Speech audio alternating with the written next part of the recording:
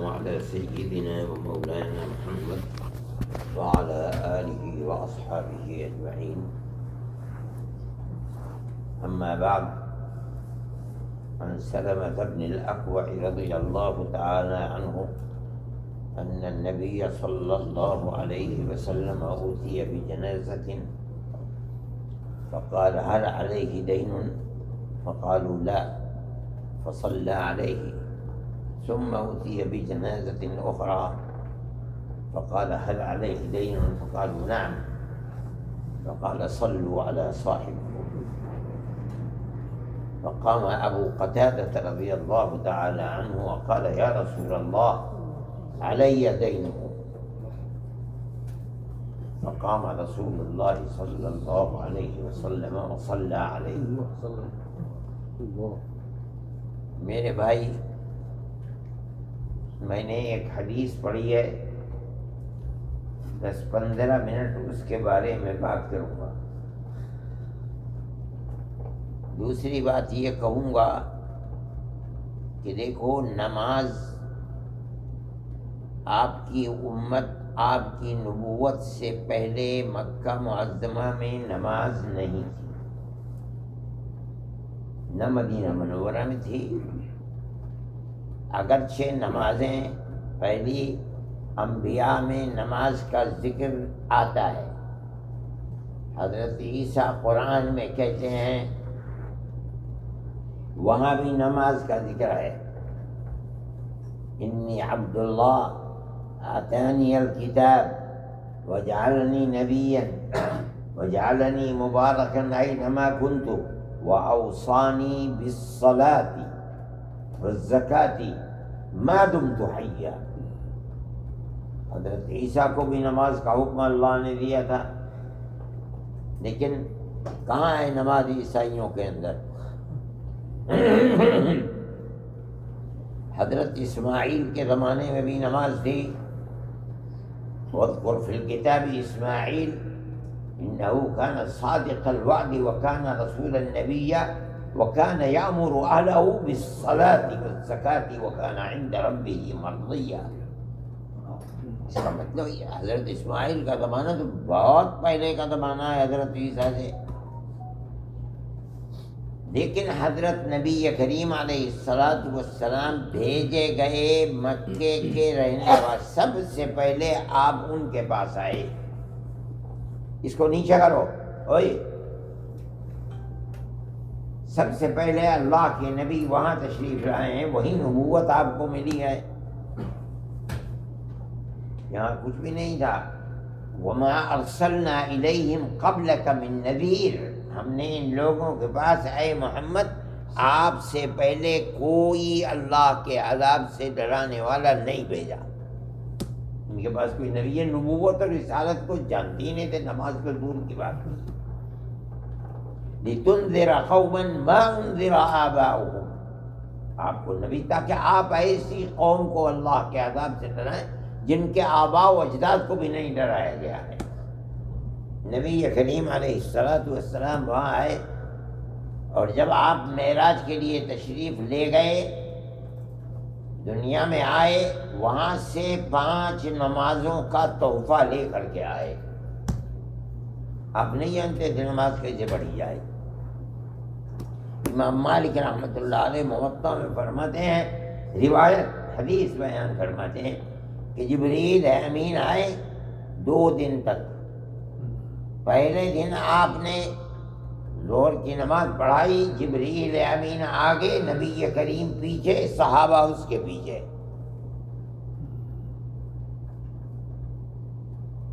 ہر نماز کو پہلے ظہر کی نماز، پھر عصر کی نماز، پھر مغرب کی نماز، پھر عشاء کی نماز، پھر فجر کی نماز، ہر نماز اول وقت میں پڑھائی. اگلے دن پھر آئے اور 5 نمازیں پھر پڑھائیں، ہر نماز آخری وقت میں پڑھائی. 2 دن تک جبریل امین آئے، اور اسی طرح سے جبریل امین آگے، پیچھے نبی کریم، ان کے پیچھے تمام مصلی. نماز اور جماعت کا یہ طریقہ ہے. امام آگے کھڑا ہوگا، مصلی پیچھے کھڑے ہوں گے. یہاں یہ طریقہ نہیں ہے کہ دائیں بائیں کھڑے ہو جائیں گے. اللہ کے کو بتایا گیا جبریل امین کو کہ جا کے نماز سکھلاؤ رسول اللہ کو. رسول اللہ نہیں جانتے تھے نماز، وہ تو بے پڑھے لکھے آدمی تھے، امی تھے. ان کو ہر چیز بتانے کے لیے جبریل امین کو بھیجا جاتا تھا. جا کے بتاؤ. سارا دین قرآن، سارا قرآن، ساری حدیث، سارا دین جبریل امین نے آ کر کے 23 سال میں رسول اللہ کو بتایا.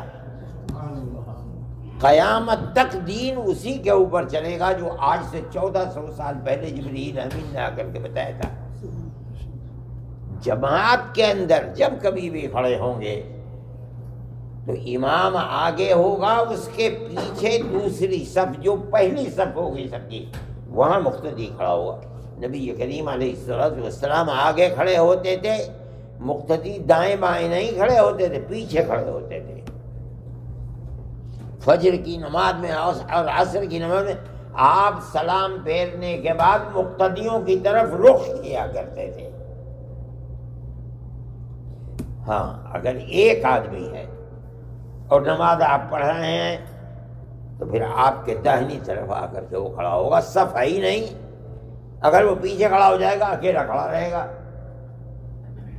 اس کے لیے یہ ہے حضرت عبداللہ ابن عباس رضی اللہ تعالی عنہما، ان کے والد نے ان سے کہا کہ بیٹا، چھوٹے سے بچے تھے، کہا کہ بیٹا جو کام آپ دن بھر کرتے ہیں ہم اس کو دیکھتے ہیں، کیسے نماز پڑھتے ہیں، کیسے روزہ رکھتے ہیں، کیسے چلتے ہیں، کیسے بیٹھتے ہیں، سب دیکھتے ہیں، لیکن جو کام وہ گھر میں کرتے ہیں ہمیں پتہ نہیں چلتا. اس لیے آج رات تم جا کر ان کے گھر میں سو، اپنی خالہ کے یہاں، حضرت میمونہ رضی اللہ تعالیٰ عنہ کے یہاں، اور سونا مت، جاگتے رہنا، دیکھو کہ اللہ کے نبی کرتے کیا ہیں، پھر ہمیں بتانا، ہم بھی ویسے ہی کریں گے. آپ نے تھوڑی دیر اپنی اہلیہ محترمہ سے بات چیت کی اور کروٹ لے کر کے آپ سو گئے. حضرت عبداللہ ابن عباس رضی اللہ تعالیٰ عنہ سمجھدار تھے، اس لیے جاگتے رہے.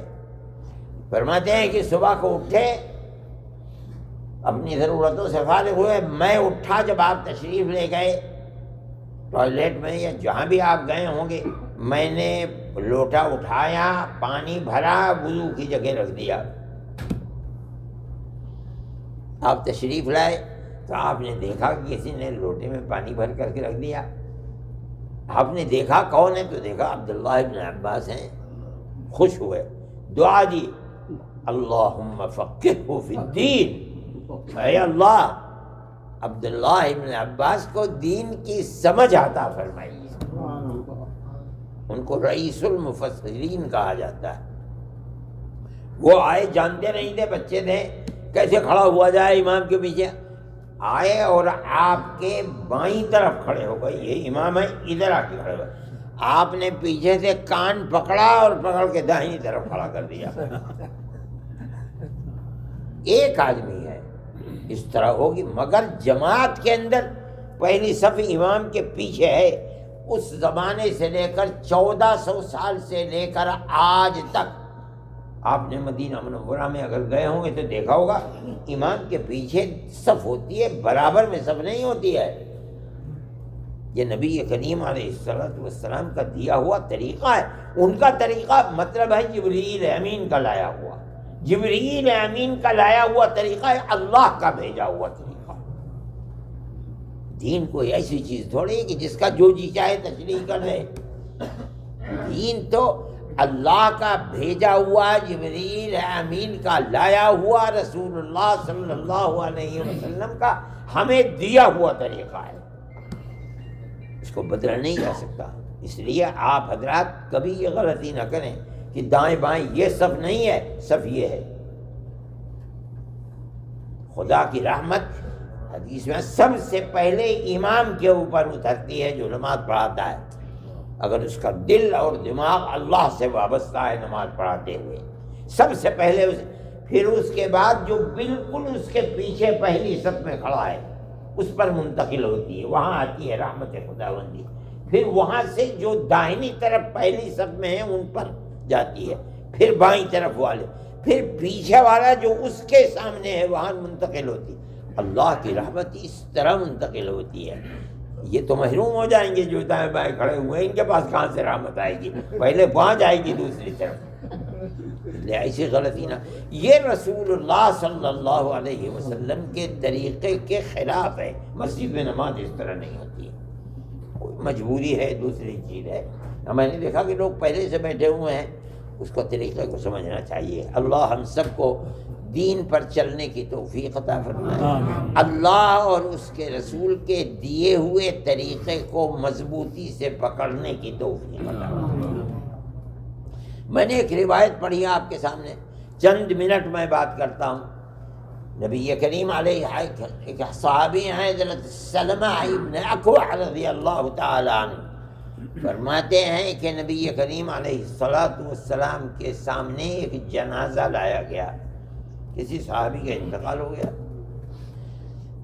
آپ نے پوچھا حل علیہ دین، اتنے لوگ ہو تم، یہ بتاؤ یہ مقروض تو کسی کا مرا ہے یا مقروض نہیں ہے؟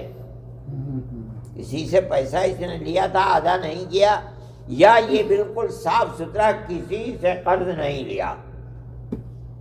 صحابہ نے عرض کیا کہ یا رسول اللہ ہم تو نہیں جانتے کہ یہ کسی کا مقروض ہے۔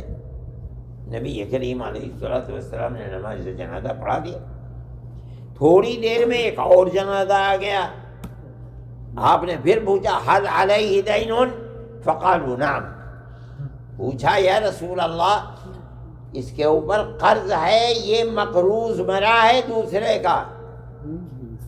آپ کے پوچھنے پر آپ نے فرمایا پڑھو نماز، میں نہیں پڑھاؤں گا نماز۔ ایک صحابی ہیں حضرت ابو قتادہ رضی اللہ تعالیٰ عنہ، وہیں کھڑے ہوئے اور کہا کہ یا رسول اللہ اس مرنے والے آدمی کا دین میں ادا کروں گا، اپنے اوپر لیتا ہوں۔ نبی کریم علیہ السلام آگے بڑھے اور آپ نے نماز جنازہ پڑھائی۔ اس کا مطلب یہ ہے کہ دین صرف نماز 5 پڑھ لینے کا نام نہیں ہے، دین صرف حج کرنے کا نام نہیں ہے، دین رمضان کے روزے بس رکھ لینے کا نام نہیں ہے، رہن سہن، معاملات، معاشرت، اس کے اندر بہت بڑا دین کا حصہ ہے۔ آدمی اگر کسی کے دین کو لے کر مر جائے، ادا نہ کرے، 2 پیسے ہوں یا $2000 ہوں یا کچھ اور ہو بڑا، تو وہ خدا کی رحمت سے محروم مرا ہے۔ اگر نہ ہوتا محروم تو نبی نماز جنازہ پڑھاتا ان کی۔ وہ کہتے ہیں کہ حل علیہ دین، لوگ کہتے ہیں نام ہے، یہ مدیون ہے، یہ مقروض ہے، اس کے اوپر پیسے تھے ادا نہیں کیا مر گیا، میں نماز جنازہ نہیں پڑھوں گا۔ کتنا بڑا محروم ہے، کیوں؟ آپ فرماتے ہیں کہ یہ قبر جو ہے یہ اندھیرے کی کوٹھری ہے، اندھیرے کی تو ہے یہ کوٹھری، میرے نماز جنازہ پڑھانے سے اس مردے کے لیے وہ نور کا گھر بن جاتا ہے۔ اور یہ آدمی جو مر رہا ہے اور دوسرے کا قرض لے کر مر رہا ہے، وہ اس سے محروم ہے، وہ محروم ہے اللہ کے نبی کے امامت سے۔ نماز اصل میں نماز جنازہ جو ہے یہ تو اصل میں دعا کی نماز ہے، دعا ہے۔ اللہ اکبر کہنے کے بعد تیسری مرتبہ میں ساری دعا پڑھتا ہے آدمی اس مرنے والے کے لیے۔ فرماتے ہیں میرے دعا کرنے سے اللہ قبولیت دیتا ہے اور اس کی مغفرت ہو جاتی ہے، اس کی قبر اس کے لیے نور کا گھر بن جاتی ہے۔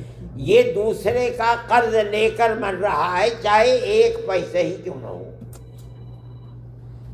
میں اس کے لیے دعا نہیں کروں گا، یعنی اس گناہ کے ساتھ جو یہ دوسرے کا لے کر جا رہا ہے اس کا مستحق نہیں ہے کہ میں اس کے لیے دعا کروں اور اس کی قبر اس کے لیے نور کا گھر بن جائے۔ یہ کیسے ہوگا؟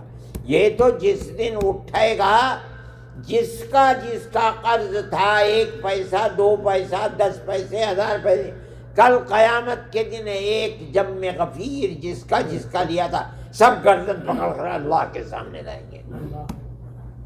اے اللہ ہمارا حق دلوائیے۔ آج آپ کی عدالت ہے، آپ کی عدالت بڑی عدل و انصاف کی عدالت ہے، ہمارا حق اس نے لیا ہے، ہمارا حق دلوائیے۔ اللہ کو اتنا غصہ ہوگا کہ اللہ اس سے فرمائیں گے عد الامانہ، لوگوں کا حق دے۔ کیا حق لیا تھا؟ کسی کا پیسہ لیا تھا، کسی کا ڈالر لیا تھا، کسی کا آٹا لیا تھا، کسی کا نمک لیا تھا، کسی کا چاول لیا، خدا جانے کیا کیا لیا تھا۔ یہ دائیں بائیں دیکھے گا، کہے گا ذہبت الدنیا، اے اللہ کیسے دوں، کہاں سے دوں؟ دنیا تو چلی گئی، وہ آٹا دال جو لیا تھا، ڈالر پیسہ پاؤنڈ ہوتا، سب دنیا کی جیسے دنیا ختم ہو گئی، اب میں کہاں سے دوں؟ اللہ کو اتنا غصہ ہوگا کہ کہنا ہے ہم کچھ نہیں سنتے، عد الامانہ، جو حق ہے وہ دے۔ پھر یہی کہے گا اے اللہ میری سنتے رہے، میں دوں کہاں سے؟ دنیا میں جو لیا تھا آج یہاں آپ کے یہاں وہ چیز ہے ہی نہیں، تو کہاں سے دوں؟ اللہ پھر غصے میں فرمائیں گے نہیں، عد الامانہ، ہم کچھ نہیں سنتے، حق دے ان لوگوں کو۔ یہ پھر یہی کہے گا۔ اب اگر اس کے پاس تھا کچھ ادا کرنے کے لیے، نماز روزہ حج زکوٰۃ، تو اس کے وہ اعمال صالحہ جو عبادتیں تھیں ان کے ثواب کو لے کر کے ہر ایک کے قرض کو ادا کیا جائے گا۔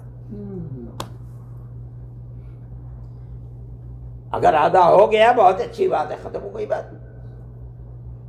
اور اگر ادا نہیں ہو سکا، نہ اتنی نمازیں تھیں، نہ اتنے حج تھے، نہ اتنے عمرے تھے، کچھ نہیں تھا، تو ان لوگوں کے گناہ لے کر کے بقدر اس کے قرض کے بوجھ کے اس کے گردن پر ڈال کر کے جہنم میں پہنچا دیا۔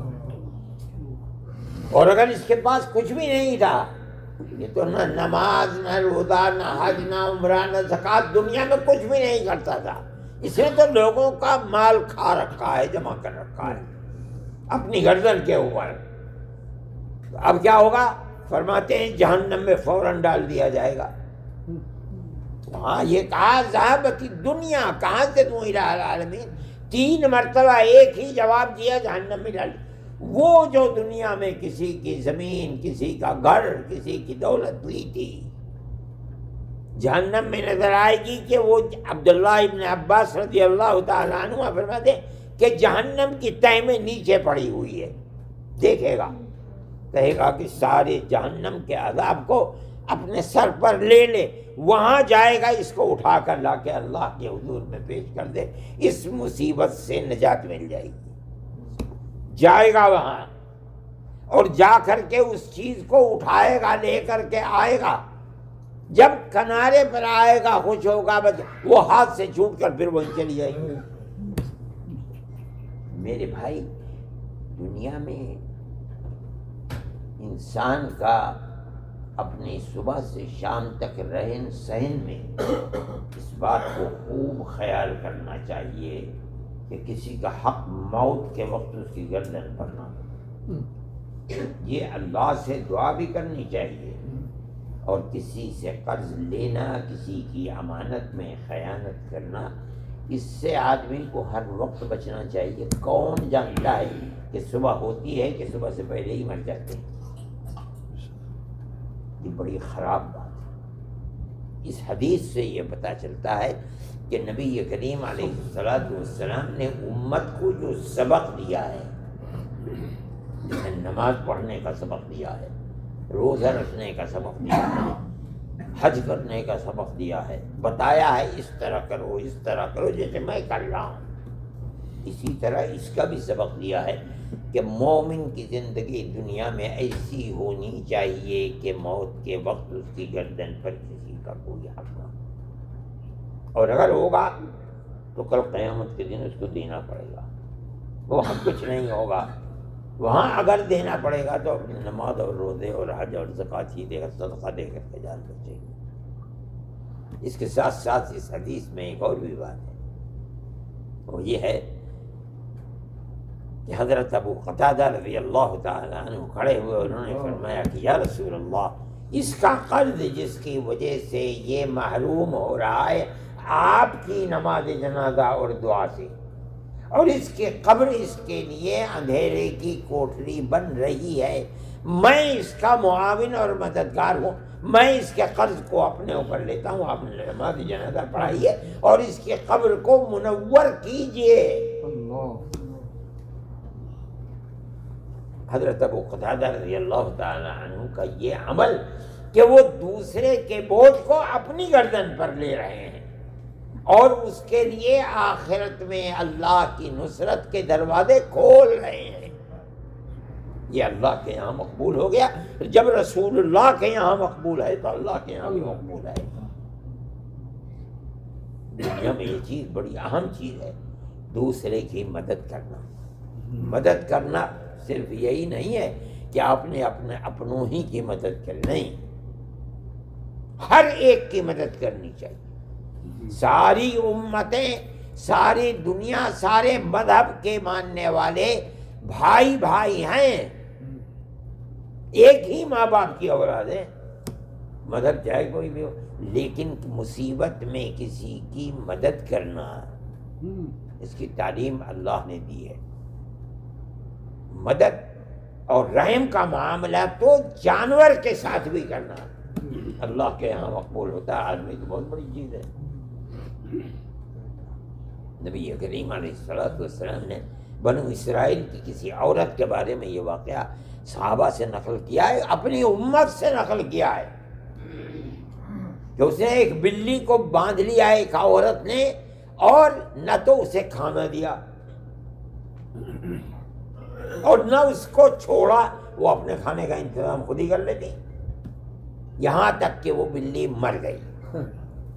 نبی کریم علیہ السلام فرماتے ہیں کہ اللہ نے اس کو قیامت کے دن عذاب، اللہ نے اس کو آخرت کے اندر عذاب ڈالا۔ کیوں؟ اس لیے کہ اس نے مدد نہیں کی ایک جانور کی۔ اگر آدمی مدد کر سکتا ہے، خدا نے اس کو اتنا دیا ہے کہ وہ مدد کرے کسی آدمی کی، وہ تیرا بھائی ہے، وہ کوئی بھی ہے، تو اس کی مدد کرو۔ یہاں رہتے ہو، گھر کے اندر رہنے والے لوگوں کے خاندان کی کیا کس طرح کے حالات ہیں اور وہ گزار رہے ہیں، ان کی فکر کرو، اور اگر کوئی غریب ہے، پریشان حال ہے، تو اس کے ہاتھ کو پکڑو، اس کی پریشانی کو دور کرو، مرد ہے یا عورت ہے، جو نصرت کر سکتے ہو، مدد کر سکتے ہو، وہ مدد کرو۔ جیسے حضرت ابو قتادہ رضی اللہ تعالیٰ عنہ نے مدد فرمائی تھی اور وہ مدد مقبول ہوئی تھی۔ میرے کہنے کا مقصد صرف اتنا ہے کہ دین صرف نماز روزے ہی کا نام نہیں ہے، حج اور صدقے ہی کا نام نہیں ہے۔ دین انسان کی ساری زندگی، اس کا رہن سہن، اس کی معاشرت، ہر چیز دین کے اندر داخل ہے۔ اور ہمارے آقا حضرت محمد صلی اللہ علیہ وسلم جس دین کو لائے ہیں، آپ نے اس کو لوگوں تک پہنچایا اور اسی انداز میں پہنچایا ہے۔ اس کی کوشش کرنی چاہیے کہ ہماری زندگی نبی کریم علیہ السلام کی تعلیمات کے مطابق ہو، اور اللہ سے ہمیشہ دعا کرتے رہنا چاہیے، اے اللہ تو نے زندگی اور ایمان دیا ہے تو اس ایمان کی حفاظت آخری دم تک کیجیے، اور موت آئے تو اس طرح آئے کہ کسی کا حق گردن کے اوپر نہ ہو۔ تو توقع ہے کہ قیامت کے دن انسان سرخ روئی کے ساتھ آگے بڑھے گا۔ اللہ تعالی ہم سب کی دین اور دنیا کو بہتر فرما دے اور ہمارے لیے نجات کے دروازے کھول دے۔ وآخر دعوانا ان الحمدللہ رب العالمین۔ Thanks for watching. Don't forget to like, comment, share and subscribe to Al Wahid channel.